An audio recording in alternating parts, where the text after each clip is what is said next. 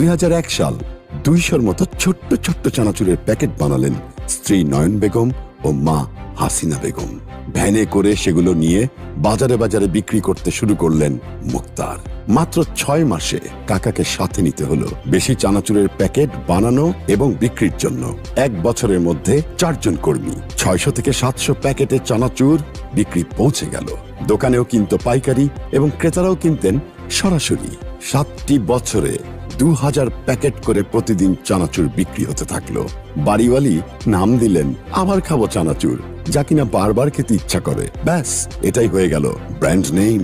2008 সাল চানাচুরের চাহিদা এতটাই বেড়ে গেল, মুক্তার শিকদারের স্বাদে, গন্ধে, মানে এবং ডিমান্ডে ক্রেতারা এতটাই পছন্দ করলেন, মুগ্ধ হলেন যে আবার খাবো চানাচুরের প্রতি যে গৌরনদী ছাপিয়ে টেকেরহাট, মাদারীপুর, শরীয়তপুর